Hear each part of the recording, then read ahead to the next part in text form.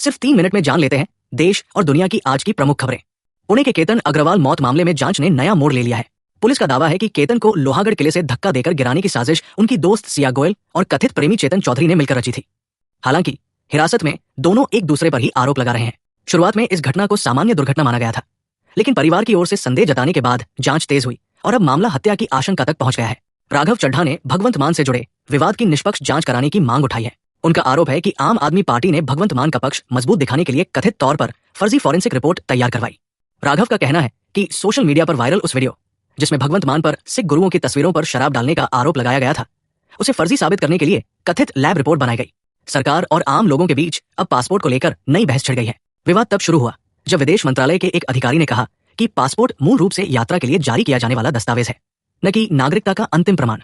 इस बयान के बाद सोशल मीडिया पर लोगों ने सवाल उठाए कि यदि पासपोर्ट नागरिकता का प्रमाण नहीं है तो इसे जारी करने से पहले आखिर किन दस्तावेजों का सत्यापन किया जाता है। वेनेजुएला में आए 2 शक्तिशाली भूकंपों ने भारी तबाही मचाई है। पहला झटका 7.2 तीव्रता का था, जबकि कुछ ही देर बाद 7.5 तीव्रता का दूसरा भूकंप आया।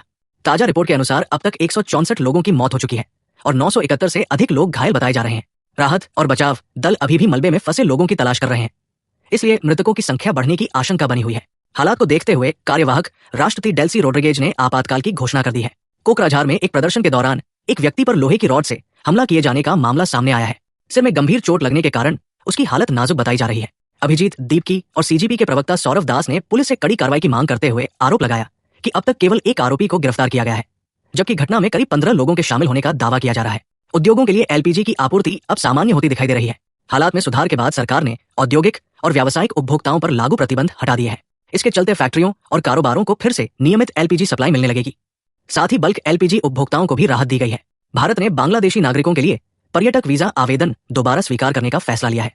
ढाका के जमुना फ्यूचर पार्क में हुई घोषणा के अनुसार 28 जून 2026 से टूरिस्ट वीजा आवेदन फिर से शुरू किए जाएंगे। भारतीय उच्चायोग का कहना है कि इस फैसले से दोनों देशों के लोगों के बीच संपर्क, पर्यटन, पारिवारिक यात्राएं और सांस्कृतिक आदान प्रदान को नई गति मिलेगी। प्रतिबंधों के दौरान भी भारत प्रतिदिन लगभग 1,500 से अधिक वीजा जारी कर रहा था। अमेजन के सीईओ एंडी जेसी ने नई दिल्ली में प्रधानमंत्री नरेंद्र मोदी से मुलाकात की। कंपनी ने घोषणा की है कि वो वर्ष 2030 तक भारत में आर्टिफिशियल इंटेलिजेंस और क्लाउड इंफ्रास्ट्रक्चर के क्षेत्र में अतिरिक्त निवेश करेगी। इस योजना के तहत 2026 से 2030 के बीच एआई और क्लाउड सेक्टर में कंपनी का कुल निवेश $21 अरब से अधिक पहुंचने का अनुमान है। इसके अलावा अमेजन ने 2030 तक भारत में अपने कुल कारोबार के लिए लगभग $48 अरब के व्यापक निवेश का रोड मैप भी पेश किया है।